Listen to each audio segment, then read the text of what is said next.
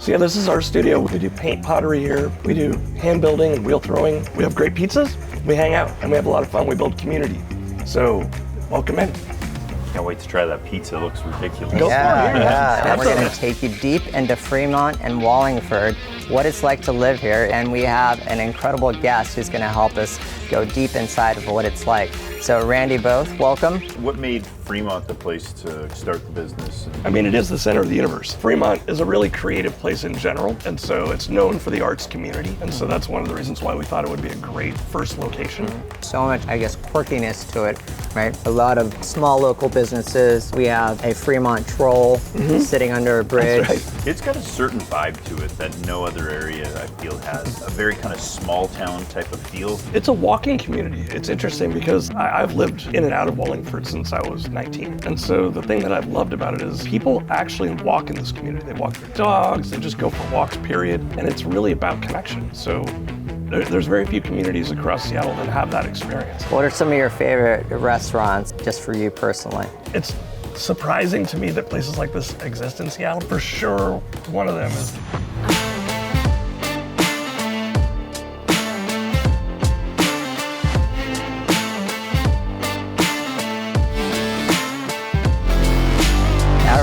Welcome to another episode of Seattle Living and Wealth Building. I am super excited about today's show. This is like a no other in that we're going to take you deep into Fremont and Wallingford, what it's like to live here. Is it a good place to live, a bad place to live? And we have an incredible guest who's going to help us go deep inside of what it's like. So Randy Both, welcome. Appreciate you having you. Thank you. We are at Wet Clay Cafe, and I'm going to let Randy describe what it's about. So Randy's been here a long time, grew up in the area, has done a lot of quintessential Seattle things, like working for Microsoft. Now he's living on a boat, and there's a lot of stuff in between there. So thank you again. Well, thanks for coming in. So yeah, this is our studio. We do paint pottery here. We do hand building and wheel throwing. We have great pizzas. We hang out and we have a lot of fun. We build community. So welcome in. Can't wait to try that pizza. It looks ridiculous. Go for it. Have some. Knock yourself out. So yeah, we're doing lots of things here. We're going to eat some good food. We're going to talk about Fremont and Wallingford. Randy's on the Chamber of Commerce, right, for Fremont, and he also has lived in Wallingford. And so we learned something new. There's this new word called Freeford. Freeford, yeah. Which is a combo of Fremont and Wallingford, right? Yep, we're right on the border. So Stoneway kind of divides the two communities. Yeah. And so that's where we're located. Okay, got it. So first of all, to level set everybody, Fremont and Wallingford is just north of downtown Seattle. And probably for anybody who works downtown, it's got to become one of the most desirable places to live, right? So we want to give you a little bit of the history of Fremont and Wallingford, what it's like to live here, what kind of person might be drawn to the area. It's so much diversity, so that's pretty exciting. We'll talk about maybe some of the trends and what housing is like, and just have a great conversation while eating and while painting at the same time. Let's start about your business real quick. So tell everybody a little bit more about the business and how it's really contributed to the community and where you even came up with the idea. So the business came up actually from my business partner, Rosalinda. She wanted to get into a pottery studio, and it was really a challenge in Seattle to get in, period. They just had 6 months to year-long waiting lists, and we started talking about it, and it was a really great idea that she had of opening up a really small place that served beer and wine with pottery as a general experience. And so we started talking about it, did more and more research, and opened up our first place about 2.5 years ago, almost 3 years ago now. And when we did, we were much smaller than we are today. We grew from about 1,500 square feet to almost 6,000. And in the space, That's insane. Yeah. So it happened really fast. But what we realized is that people wanted to do something with their hands. And everyone loved the idea of getting messy with food and clay. And so we were like, how do we do that? How do we make it fun and safe? And so we built out our cafe as a place for people to just hang out. You don't actually even have to do clay here. So you can just come in and have a glass of wine or pizza or coffee and just chill out. Pizza, that's really good. It's delicious. Wood-fired pizza here. Good. What made Fremont the place to kind of start the business? And Yeah. Where was the original location? Well, the original location was here. Oh, it It's was? just, Okay. just You right, took over right a up in bigger front of part it. of We just became bigger. Okay. But I mean, it is the center of the universe. Yeah. So, Yeah. so Fremont is a really creative place in general, and so it's known for the arts community, and so that's one of the reasons why we thought it would be a great first location. In fact, we're looking actively right now. Similarly, in Bellevue, they've got their new what do they call it? The Beaux Arts community over there. Yeah. Oh, yeah. And so they've got a few new places in the Spring District that they're expanding in the arts. And so any place that is kind of a hub for artists is a great opportunity for us. Yeah. Right. And Fremont, historically, has just been known, as you said, the center of the universe. There's so much, quirkiness to it, right? A lot of small local businesses. We have a Fremont troll sitting under a bridge, That's right. which I think has been there since 2000. People climb all over it. We have a naked bike ride during the summer solstice, the Fremont Parade. Lots of quirky. What else do we have going on? Yeah, just lots of quirkiness. Yeah. It's got a certain vibe to it that no other area I feel has. Like I don't know. It just has a very kind of small town type of feel. Yeah. In my opinion, like it doesn't feel overly large. There's lots of little like hubs, like especially off of Stone here, and then you get into like the heart of Fremont. It's a totally different vibe. I don't know. I've always loved the feel of Fremont specifically. It's a walking community. It's interesting because I've lived in and out of Wallingford since I was 19. And so the thing that I've loved about it is people actually walk in this community. They walk their dogs, they just go for walks, period. The businesses that are open to them cater to that. And it's really about connection. So there's very few communities across Seattle that have that experience. I think Queen Anne is another one that has that similar vibe. But the uniqueness I think about Wallingford right now is that the development's changed it so that there are there's a lot more 7-story buildings that are apartments, and that recently changed in the last couple of years. It used to be restricted to 3 to 5-story. And as you're going north, all those new buildings are young urban professionals that are either usually not married yet, so it's created a vibe of a younger, vital community. And so as you move slightly away from Stone Way, though, it's a neighborhood established, really like Queen Anne, right? So you've got these beautiful old homes. It's just fantastic. So a lot of history. I think it's great. Yeah, it's interesting in that we could talk about Fremont individually, we could talk about Wallingford individually, but I find that a lot of people who are interested in Wallingford are also interested in living in Fremont. It just depends on, because they kind of right there in the middle is this business hub, which is where we're located, and it's hard to beat when you have access to Lake Union, you cross the bridge, you're in Queen Anne, you got a bike path that takes you into downtown. You've got Burke Gilman Trail going around. So it provides this incredible easy access and lifestyle that is a mix of also students and faculty and professors who might be at the University of Washington. That's a great point. Right? Doctors heading over to UW Medical Center and First Hill. It's incredibly I guess just one of the most accessible neighborhoods you can find in the Seattle area. And then if you work on the east side, right, where you got to cross a bridge over to 520, it's not that bad to get there. Right. Well, it's actually interesting you say that about the UW. Yeah. So when we opened the place, we didn't realize that they were about to shut down this entire neighborhood for new commercial redevelopment. They had this whole stormwater system they had to redo. So the day after we signed our lease, they put up no parking signs everywhere. And we were like, what? So we kind of freaked out. Wow. But what we learned is that the bus that goes right in front of here literally goes right over to the University of Washington. And then it goes right to the Montlake drop-off. And so it is so convenient to get east and west over here. Yeah, it's really easy, and everybody does. It's all different walks of life. It's pretty fascinating. Yeah, when you're looking at Wallingford, I mean, what are some of the key differences between a place like Wallingford versus a place like Fremont? I mean, I have my own opinions on it, but I'd really love to hear from someone who's lived here. Yeah, so it depends on what you define as Fremont, to be honest. Because as you start to go into downtown Fremont, the little business hub, Sure. and you go north, there's a lot of residential homes that move up towards Finney, right? And so, Right. so you Really, get I mean, Fremont is obviously everything south of 50th, correct? yes, and so you've got about 5 to 7 blocks as you move south of 50th that are a lot more feeling like Finney Ridge. Sure. But then you come over the hill and you right. start to come down, Yeah. and it is a lot of dense apartments, and they're old apartments. Yeah. And so most of those areas in that area, or at least in the lower part of Fremont, I would say fit more into the urban core.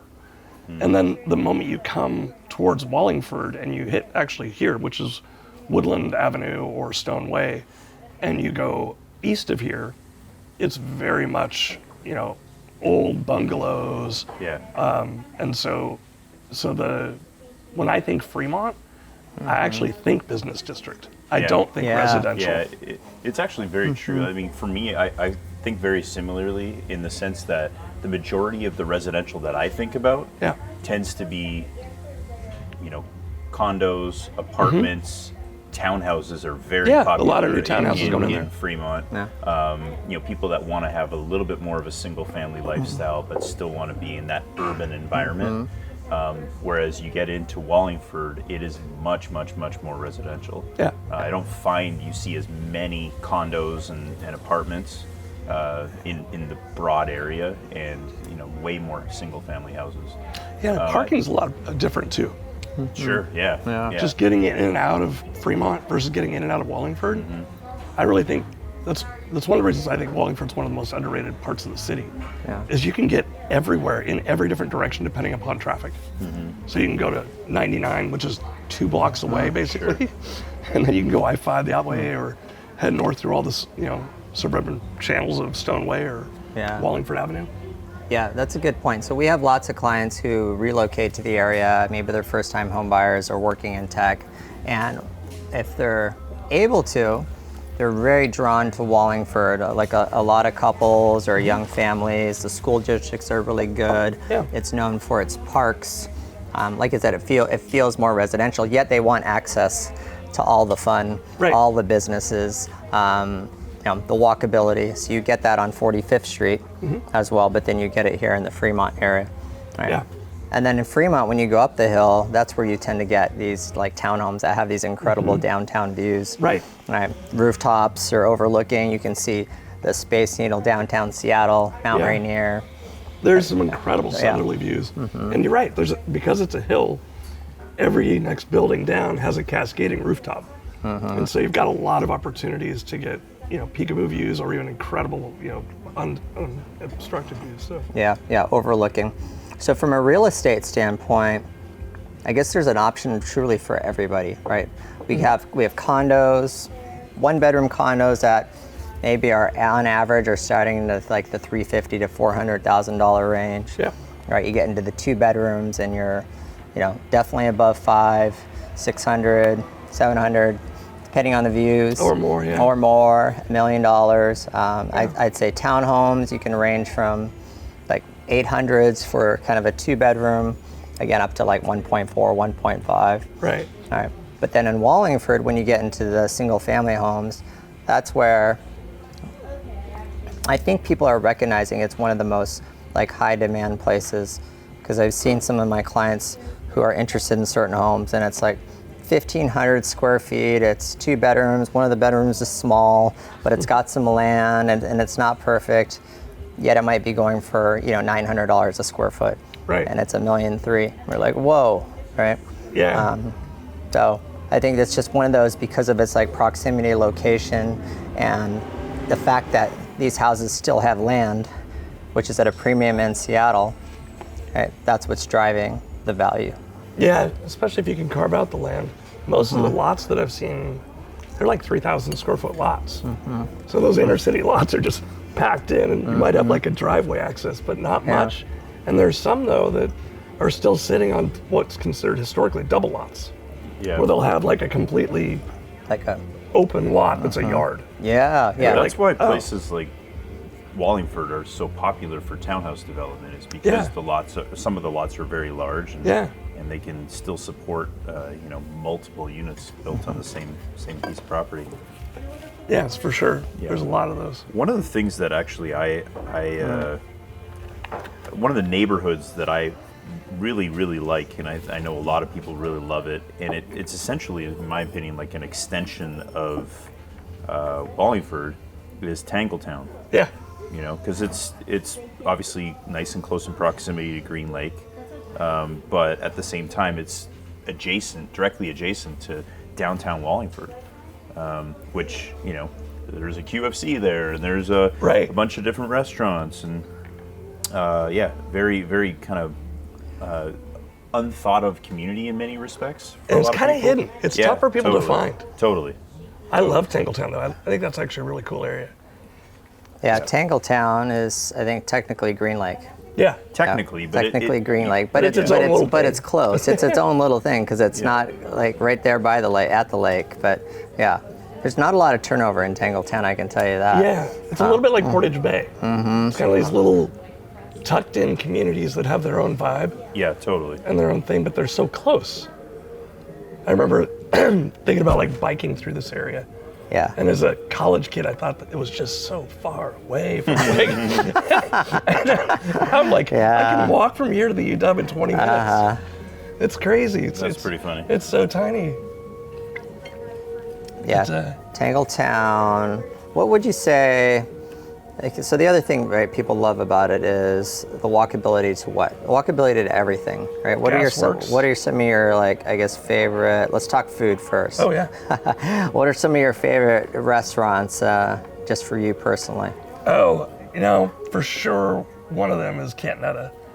So just up the hill on Wallingford Avenue on about 39th, I think. Mm-hmm. Cantonetta is just like a staple neighborhood Italian restaurant. They have a sister restaurant in Kirkland called Como. Oh, really? They're I've associated with each other. Nice. Okay. But no, Cantonetta is just it's a fun. It's surprising to me that places like this exist in Seattle, but I love it that they do. But it's truly a neighborhood Italian joint. Yeah, it's in a little brick building. Yeah. Right, and there's not a lot of other businesses around there. Yeah. So that's like, it feels like you're in the middle of a neighborhood, going to this cool little rustic Italian joint. Yeah, so I love Cantonetta. But there's so many good places around here. Like, I don't know, have you been to Hairfest yet? No, I have not heard of that one. Yeah. I'm probably mispronouncing it. I think it's a German spelling. So it's probably like Hairfest or something like that. But it's an Italian joint on Stone Way. It just opened up at the top, so you clearly can't have a penchant for Italian. But Yes, you're leaning Italian. So again, that's what's so cool. There are so many different options here. What else is going on? What I like about Stoneway is Stoneway. It has quite a few different restaurants that have popped up. You've got this little who's the famous food blogger who passed? Anthony Bourdain. Anthony Bourdain, yeah. He said the best fish and chips. I did a little Seattle tour, and the best fish and chips is at the corner right here, Pacific Inn. Yeah. So made that spot famous. Then you have, if you're really into kind of the Asian Northwest, you have, I think it's Rachel Yan's place called Jewel. Mm-hmm. Jewel is often where I recommend people go who are from out of town. It's a good spot to impress people. I agree. So right up at the top of the hill on, I think it's on 40th? No, not even 40th. It's a noodle house, but I think it has a Michelin star. 40th Noodle House on Stone, right? You go north on Stone. Yeah. And it's like, I don't know about that it's a one. tiny Is it the little house? Yes. Does it look like a little house? It's a tiny little place. Yes, it's like a dumpling spot or something, right? Yeah, it's so good. It's so good. I turned mine to me there. I was like, wow, this is incredible. It's packed out, but I should know the name all of the it. hidden gems around here. There is a Japanese soba restaurant in Fremont called Kamonegi. That is a James Beard Award nominated chef. Oh, actually, Atoma. Huh? I think I might have told you about Atoma. Tomo. What's Tomo? Sorry, Atoma. Atoma. It's Oh actually yes, just Atoma got- is in Wallingford. That's a it's recent on James Beard 45th. nominated.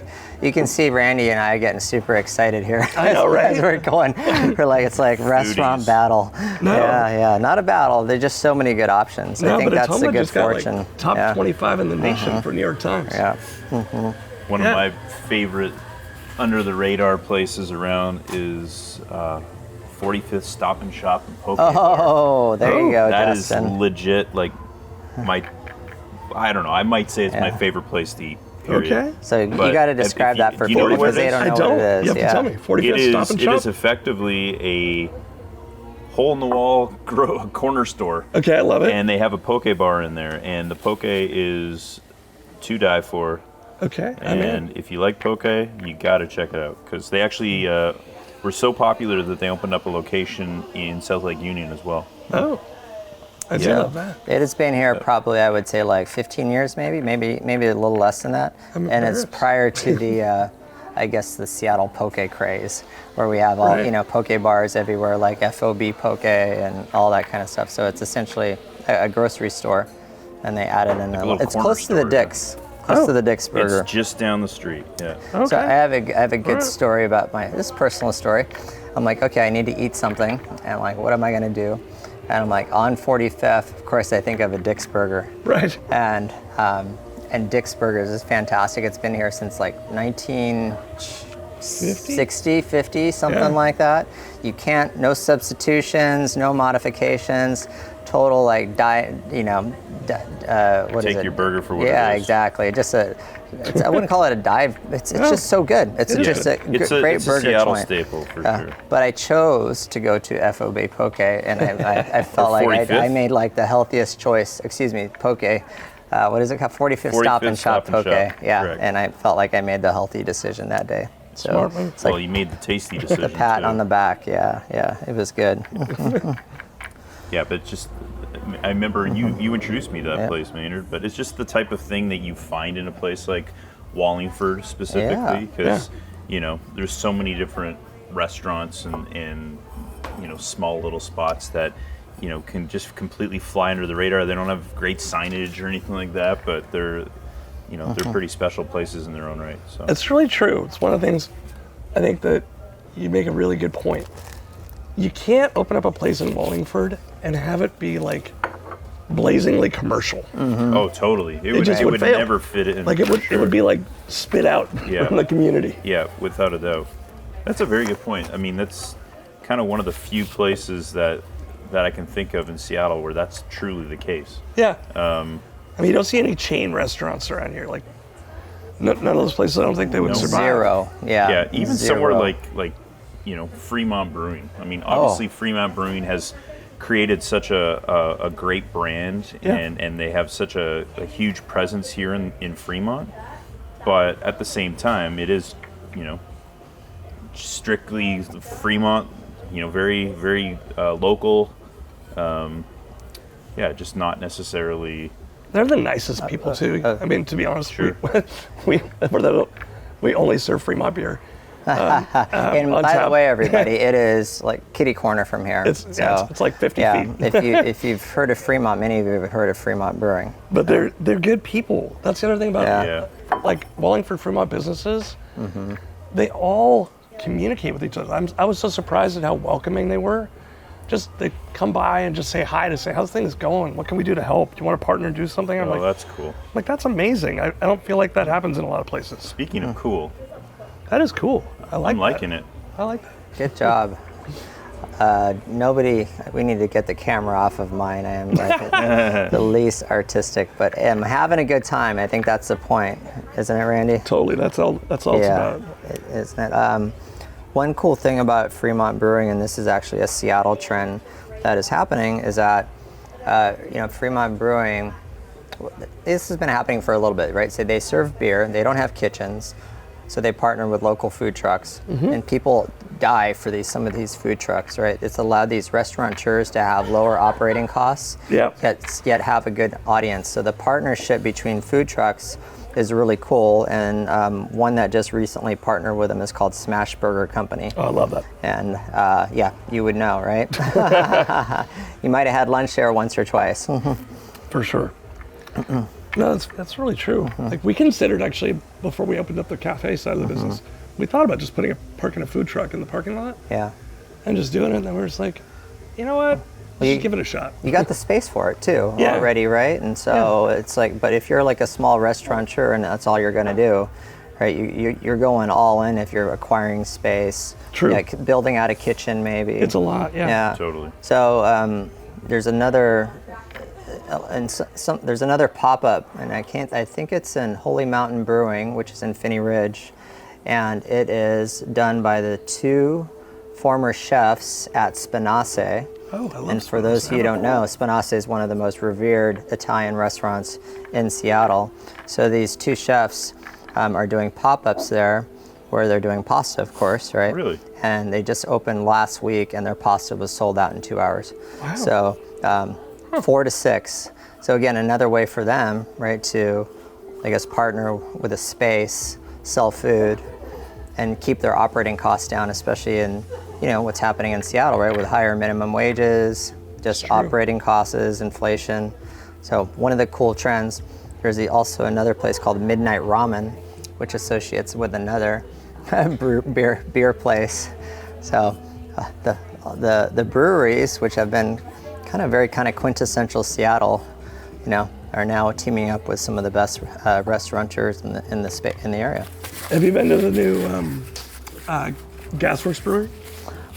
I haven't, but I like your shirt. It's been so on my fun. list. Yeah, tell everybody Yeah, about it. I've been there. Yeah. We haven't It's even, so fun. It's we a haven't really even great spot. gotten into like Lake Union and Gasworks I yet. know, right? So I mean, yeah, it's close. So This it's is- actually really nice. But it's I'm so shocked at how rapidly they expanded that place.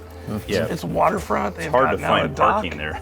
Well, actually, the cool Yeah. thing is because I live on my boat, right? Yeah. So I can take my dinghy over Yeah. there. there you go. And they've got a They've dinghy got dock, right? They have a dinghy dock, so you can just go in and just park your boat and. But yeah, it's true though. I mean, Gasworks Brewing is a great spot, but everyone when they think of breweries, they think of Ballard, right? True. But Fremont really and Wallingford have kind of become a spot to kind of continue to extend that beyond I agree. just simply that and it also, as you said, is very appealing because you're closer to the water and So I don't know about Gasworks Brewing. Are they're their own brewery? They got their own beer. Yeah, they have What their own brewery. what I don't know if it's fortunate, but like what a great find. No That kidding. location. That they got, location is ridiculous. Right on the water. It's Yeah. effectively pretty straightforward, and they just have a bunch of picnic tables, Yeah. kind of all over the place. So Everywhere. in the summertime, it's absolutely ridiculous. Very, very well used. Yeah, I went over there last week and I was like, my God, there must have been Yeah. 200 people standing Oh, there. I'm not surprised. Wow. Yeah. So for our audience, right, who's not familiar, Wallingford borders Lake Union. Okay, Lake Union is pretty much the center of downtown Seattle. It's from a lake standpoint. On the south end, you've got Space Needle, you've got downtown Seattle, and then you have probably the biggest waterfront park, which is Gasworks Park. Right. Like an old coal company, I believe. Coal plant from Is that way what it back was? in the day. Yeah, an old coal plant. So you've got these remaining, steel structure, not steel, remaining copper. I don't know. I think they're iron. Iron structures, they're big. exactly. With They're a huge. huge park and a huge hill. Yeah. And there are concerts there. Where There's the 4th of July yoga and fireworks are, gasworks. There's all the fireworks. You've got fantastic views of 4th of July fireworks. And you've got all this waterfront where people launch kayaks, True. floaties in the summer. Yeah. Lots of docks with boats, houseboats, Seattle Boat Company with all the Cobalt boats. Yep. Yep. All right, so if you haven't had an opportunity, whether you live in Seattle or don't, and you're visiting, make sure you get on the lake because there's nothing like the perspective of the Seattle area from I being agree. on the lake. Yeah, from Gasworks, I mean, you can really see everything. Yeah. You can hike up to the top of it and see around all the different, basically small boroughs that we're talking about. Mm-hmm. Yeah, you can look all the way over to Yeah. Wallingford, Queen Anne, Fremont, Portage Bay. And then right there is the Burt Gilman Trail, which goes from all the way north of Lake Washington, Yeah. right? Yeah, it wraps all the way around. All the way and wraps around. So for those who have watched TV shows like Sleepless in Seattle and know about houseboat living, you're not on a houseboat, you're on your own boat. True. Can you give some perspective or window into what it's like? And For sure. Yeah. No, it's fun. I used to live in Kirkland, and I still have a place over there, but Yeah. but my kids all went off to college, and so I just moved on my boat because it was close to work. And I'd always kind of wanted to do it. I always wanted to either live in a houseboat or a boat, and didn't know whether it was going to be cold or is it like going to be freezing in the middle of winter. And it was just fun. And so I bought my boat, put it over on West Lake, and I realized I love it. Like every morning, I'm woken up by the crew team rowing by, and Wow, I've got cool. a great view. The neighborhood community, I didn't necessarily know how welcoming boaters are. I mean, I knew boaters in general like each other, Yeah. but I didn't realize like they all kind of take care of each other too. Yeah. So as now you're a resident, right? You're not Right. just a summer boater like Right. a lot of people Yeah. are, Right, right. recreational boater. And so houseboat communities for sure have a lot more of that. Yeah. And not many marinas actually even allow liveaboards. Yep. And so I feel really fortunate. There's the marina I'm in is actually beautiful and has great views, and we see the seaplanes every day. And And Wow. where's your location? it's the Lake Union building in Westlake. Yeah. Okay. Was it hard to find Yes. a slip? Okay. Yeah. Do you have any inside connections on that, or just got lucky?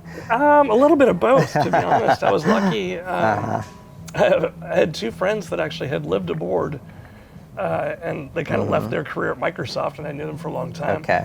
And so they decided their retirement plan was basically to travel around the world on their boats and, just experience boating life. And so one of them was in my slip in my marina. And There they're you like, go. we're out of here. We're Gotcha. finally making it out. We're going. And so they're like, do you want the slip? And I'm like, yes, that'd be amazing. Wow. So it was just good timing. But Well, what are some of the? I mean, obviously, living on a boat and a houseboat or floating home are very different things in Yeah. many respects. Yeah. But what are some of the things that people should be cognizant of? Because I mean, everyone has watched Sleepless in Seattle, or Yeah. thought about the idea. Oh wow, Yeah. would it be waterfront living? That would be amazing. Well, Yeah. What are some of the positives and negatives that come from it? Clearly, the view. That we all know that. the view's but- amazing, yeah. Yeah. I think there's a couple things to think about. One is that Seattle limits it. So it's not like you just get to choose it. Yeah. There's a limited number of liveaboard spaces that are allowed by the city. But also from a houseboat point of view, you have to have a medallion. I don't know if you knew this. It's like a New York cabbie thing. I don't even know what that means. So the city has a certain number of medallions that were issued. And if you have one, you're allowed to own and live on your boat, houseboat, in a specific marina, and the city can't do anything about it. They have to sustain that spot. There are a lot of houseboats that are not in that space where basically you may be able to have one because you've got a landlord that technically for the moment is allowing you to have it, Okay. but they could change their mind. You're leasing the space essentially. Exactly. Yeah, yeah. And So it's so- a huge difference between a true floating home with a medallion. Correct. And that's why you're going to see that's going to be $2 million plus Exactly. potentially Yeah. versus the person online who looks at this sweet little, they call it a floating home, Yeah, but it exactly. isn't really. Yeah. It's like more like a RV Exactly. on the water That's with exactly no right. permanent space. That's Yeah, exactly right. yeah. And so you're kind of beholden to a little bit of, the landlord or developmental whim. And so there's that. But the other things that you don't necessarily think about are how much inclement weather impacts you on the water. Yeah. Even And the so- lake. Yeah. Even the lake. Okay. Yeah, just the amount of waves and wind that can come up. All the dock spaces, basically when it freezes, become little ice skating rinks. And so just the moisture from the lake is Yeah. just there. And so, waking up early in the morning, grabbing your coffee and going for a quick walk, you're like, whoa, I gotta, Yeah, it's dangerous. you gotta be thoughtful about Yeah. it. So there's that. And then there's the maintenance, like on a houseboat. Seriously, the bottoms of the boats depends on what year they were built. Some of them are actually on logs. And so most of those have been since restored, and they've, put, better infrastructure underneath them. But, there's experts that going and looking at all those things and still scuba dive once a year underneath them and That's cool. go inspect them, Yeah. make sure everything's okay. But Yeah, they it's interesting. specialize in it. Yeah. I think there's a saying which is, the best kind of boat is a friend who has a boat. The best kind of boat to own is a friend who has a boat. Something like that. Yeah, really right. true. Yeah, because you got to have a passion for boating, True. along with all the, I guess the responsibilities that go with it and the maintenance that goes with it. Yeah, I mean, Seattle really is a boating community, though. It's interesting. It's like per capita got the most number of It's boats the in largest. the country, I mean, if I'm not mistaken. you're right. No, it's Yeah. actually interesting because you would think places like Florida, or, San Francisco or LA would have like a higher propensity, but they don't. We're the number one in the U.S. It's like, wow. It's just the calm lakes that we have and the easy access that allows it to happen. So Yeah. incredible. So would you? How many years in are you? Would you recommend? Do you plan to continue living on your houseboat or That's a good on your question. boat? Excuse me. Yeah, or do you think you're going to be buying some permanent real estate again? My plan is actually probably for the next year to still live on board. And then I think, I love Yeah. that. Yeah. Totally. and so after that, my plan is probably going to lean more towards traveling around the world and Doing what your friends did. having more fun. No, probably not on my boat. Though. Oh, got Yeah. it. Okay. Out on a boat. But, Just. I mean, I wouldn't mind chartering somewhere, but all three of my kids finally finished college this year, so Yeah. that'll be just like a There you nice- go. Then you're truly over the finish line. Yeah. Once the kids are out of college, Yeah. right? Yeah. At least they better be on their own. Right? Well, little bits here and there. Little bits here and there. I think this is an interesting perspective that you have that a lot of other people won't have. Is that right now, a lot of people are just trying to decide where to live, right? And sometimes it's Seattle and the different neighborhoods, and Seattle has a certain vibe. And then we have the East Side, which is attractive in its own right. It's just overall newer. And so we've done some podcasts on Kirkland and like Kenmore Bothell. You have a house in Kirkland, right? And I've lived there. Yep. So give some perspective about what it was like living in Kirkland and maybe why you've moved back here and Well, I was what the born- differences are, right? I was born and raised in Seattle, so for me, I always considered the East Side kind of anathema. But in general, when I had little kids, I started to realize I'm like, oh man, they have great education systems, and at the time, the Seattle school districts were not as competitive, and they got way better. And so, candidly, I think there's some amazing schools over here now. Yeah. But at the time, we decided to raise our kids in Kirkland, and it's a very clean community. It's very safe. It's it's a walking community similar to here, which I think is pretty cool. Yeah. And so, the area we chose to live is right in downtown, and so I've got a little 1907 bungalow. It was one of the first homes that was built there, so it felt to me a little bit like Seattle. That's pretty rare. Yeah. I didn't even know there was a housing that existed in early 1900s in Kirkland. Yeah, Yeah. it's a historic home. It was interesting. So the founder of the Puget Sound Business Journal gave it to his daughter. She spent a year abroad when she was 13, learning how to be a journalist. And so she went and did a solo trip, came back, and it was his gift to her. And so she opened up the East Side Business Journal. Oh, really? So, Wow, fascinating. Yeah, it was a fascinating little history, but the home's charming, super small little farmhouse. Yeah. And so you do find those things, by the way, around Kirkland. There's a lot of old log homes that are still there, that were the original logging community from Kirkland, which I had no idea at the time when I moved there, but it was a very, very prominent logging area. So they would bring all the logs and timber to the north end of Lake Washington. Okay. And that's where all their mills were, and they would process everything that would come through. But yeah, Kirkland's. Would not have known, had no idea, obviously, based on what Kirkland is today with, Google-centric and the marina and then downtown. Yeah. So, and it was a lot of vacation homes because, up until the 70s, there wasn't even a bridge that went across to Kirkland. So you had to go all the way around Lake Washington to get over there, and that was like the vacation homes for the really wealthy Seattleites. Our young millennial buyers, yes, there was actually no bridge that connected Seattle to the east side back then. I guess that was the 60s, but Yeah, but that's funny. Yeah.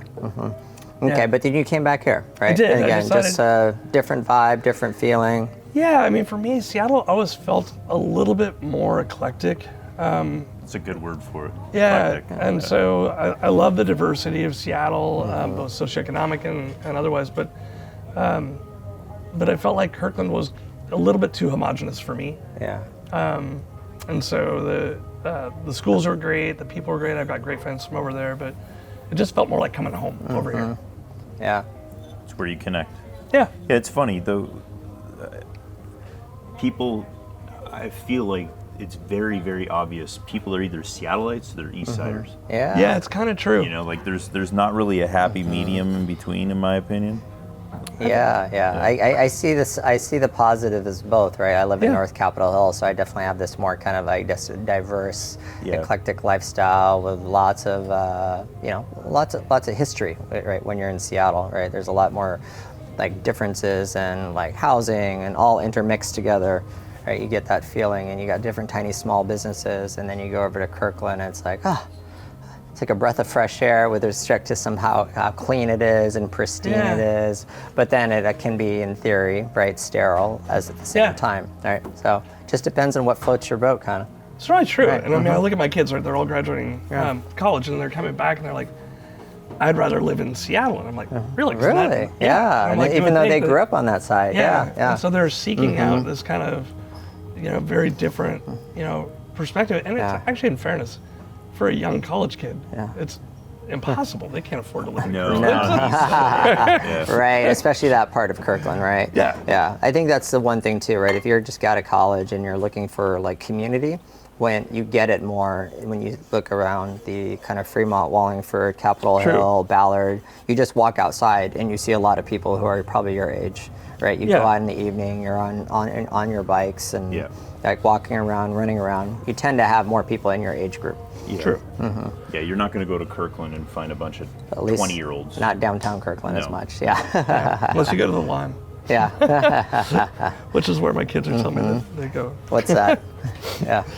What's that? Where? Oh, the Lime is Lime. it's like a sports bar in Kirkland that apparently all the kids go to. Oh, is that right? All right. Yeah. So that's pretty. They do a lot of retro music. What do you see in the future, right, for Fremont, Wallingford? That's a great question. So I've, and just in the last 3 years, watching Stoneway develop, it's been fascinating because I think there's currently 5 apartment buildings that are in process and construction right now. And micro apartments too. Yeah, exactly. Really? Yep. Yeah. Where they're just literally like 300 square foot, 200, 300 square foot. They Yeah, don't even that's have a kitchen. huge change if that's happening. Yeah, it is. And so there's that's happening, but I think, as that happens, we're going to see a tremendous amount of new retail opportunities that bring in new restaurants and new activities and things to do, which is going to make, I think, this whole area just revitalized fast. Yeah. But the unique thing that I keep hearing at the chamber is what's happening on 45th.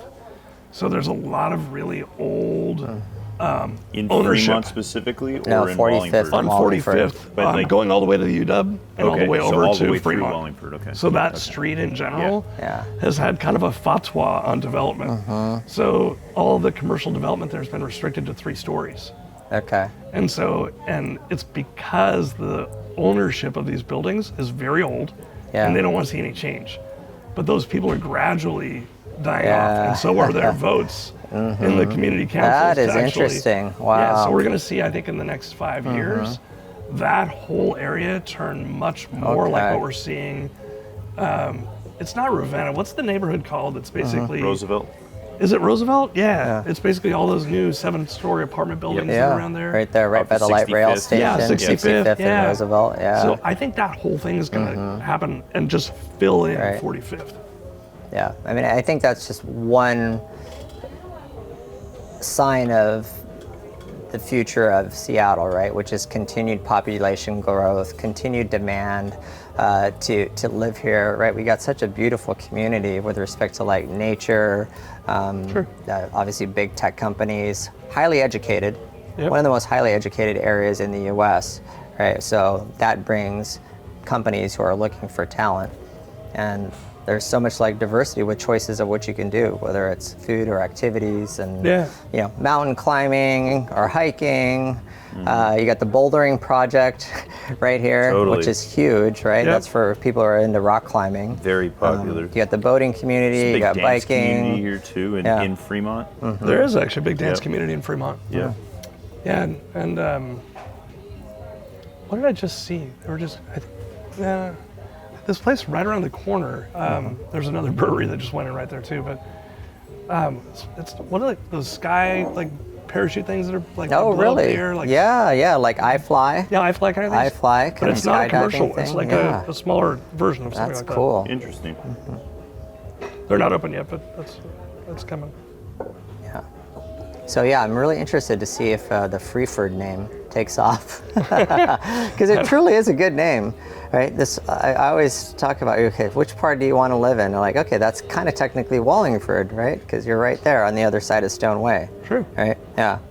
But you want access to all this. Well, it's kind of like Freelard too. Yeah, right? It's like the same mentality that hey, these neighborhoods kind of all blend into one another. It's even when we get up into Finney, the north end of Fremont, getting up into Finney, it's like, where does it truly end? You know. I agree. Yes, we know where the definition of it ending, but this is its own. They all kind of really blur cool together a community little now. bit. Yeah, for sure, right? The Finney Ridge border, the Green Lake border. You've got the Woodland Park Zoo, right? Woodland Park is a neighborhood in and of itself. Yeah, which is not one that we normally think about. Yeah, True. but it is. Yeah. I like that neighborhood actually. They've got all their concert series up there. That's another one that's really close to here. Summer it's like concert they've got the series. summer concerts up there. Yeah. I went to one called Bungle in the Jungle. That was fun. It was a big fundraiser they did there. Yeah, we were there for the Christmas lights or Yeah. Zoo lights. Zoo Zoo lights. lights, yeah. Zoo lights. Yeah. Yeah. Did all sorts of fun That was a things lot up of there. fun too. In their neighborhood there. Yeah, I mean, I think what's not going to change is the continued demand for this area. There is, you know, a shortage of housing in our community. There's some new laws coming up that are going to change it and allow, you know, up to 4 units on every residential property. But it's truly there for the demand. The thing is, right? It's got to make sense for somebody to be able to, I guess, sell their property. If you've got a high value property with a piece of land, what do you got to sell it for to a developer in order for them to actually, you know, make also profit to put 4 units in, right? Well, that was the whole deal on 45th that I was sharing, is that the reason why 45th hasn't redeveloped yet, and it's still all these old buildings, is because it's not yet profitable. They need to actually have those extra stories in order to get the profitability out of the build. Okay. And so, right. so the same thing's happening with the density of all of 45th. But I agree, around here, it's amazing to see these infill buildings that are, you know, townhomes or stack flat condos that are just going in, and you're like, wow, especially more so that you see it when you go to Ballard, I think. But it's eclipsing. It's in here. It's all over the place in Fremont now. Let me ask you a few questions, and I'm going to ask you this too, because you might know. So Yeah. Okay, so What are you gonna do? Some rapid fire type stuff here? We're going to ask some rapid fire questions. Okay. It's always fun. Yeah. Yeah. Okay. So, favorite spot for a date night? Ooh. Fremont or Wallingford? Favorite spot for a date night? Wallingford. Yeah. Well, I mean, that's a softball. Is it for me to go on a date, or is Doesn't it actually matter, just for anybody. Yeah. Yeah. Well, yeah. I mean, I'm not going to bring a date to my own business, but I mean, this is the best place for a date by far. By Sure. far, it's like no This question. actually really, I mean, I 100% agree. This is really, Yeah, really but- cool. you know, to be honest, I think great places for dates around here, there's so many. Yeah. Like, I mean, I told you Cantonetta is my favorite restaurant, but I would absolutely go there. It's charming, it's quaint, it's intimate. Take your pick, right? Yeah, there's just so many fun little places. Dive, eat fish and chips, and go play pool. Yeah. Yeah. There's so many places. I have an affinity for Jewel, the Korean steakhouse. I also like Rock Creek in Fremont. Oh, Rock Creek. Rock yeah, Creek, right? that's a So good that's place. truly like if somebody goes, hey, I want good seafood in Seattle, No offense to the bigger names that are on the waterfront, but for truly good seafood, I think Rock Creek is a really cool spot. Forgot about that. For like a younger vibe, Dreamland in Fremont is a super cool bar. Yep. That's where our friend Sarah goes to quite a bit. And if you're going to do activities, right, you got the bouldering project, you've got all the places on the water. So that was a big question. Yeah, let's go to a different one. So like, too many options, I guess, for that one, Justin. Yeah. Where's the best place to watch the sunset in Wallingford or Fremont? Ooh, best place to watch the sunset.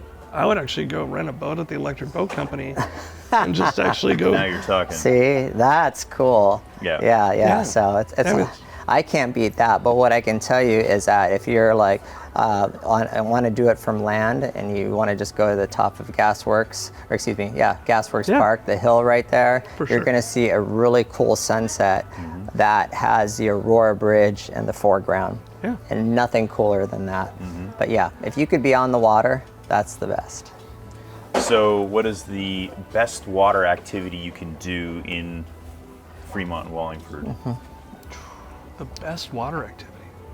Besides living on the water. I mean, you mentioned earlier, but I think kayaking. Like it's not technically Wallingford, but just a little bit east of Wallingford is the paddle club right below Agua Verde. Okay. And so you can go rent kayaks or paddle boards over there and just paddle all through the northern part of Lake Union. It's beautiful. Yeah, what's funny is that's pretty cool. There's a lot of little paddleboard rental spots on the south side of Lake Union, right by right next to white. What is that place? White Swan. White Swan. Yeah. It's funny. I've never done this, but I've heard the hot tub. Hot tub boat Lake company. Oh yeah, for yeah. sure. Is that, where do they even They're go on the from? north So they side actually- of Gasworks. Yeah, North just side right of on the Lake Union by Gasworks. Yeah. Yeah, I've heard people say that's very popular, but Very. Yeah, that's a fun one. I can tell you with the kayaks or paddle boards, you got to be a good paddle boarder to be able to paddleboard around Lake Union because you got so many the planes boats. landing. There's a little bit of a wake, so definitely not my thing. Fair enough. All right. That's a fun area though. Yeah. And then what's your favorite non-water outdoor activity that you could do in Fremont or Wallingford? Or where would that be? Let me make it a broad subject. It's one of the reasons why I chose this area, is the water. So it's hard for me to answer Yeah, that question. yeah. I would say I think it's pretty cool to walk along like the Fremont cut right there and just walk the trail, walk Burke Gilman Trail and see the city from the water. And you can see it change as you go up to kind of Burke Gilman Trail and you're looking south.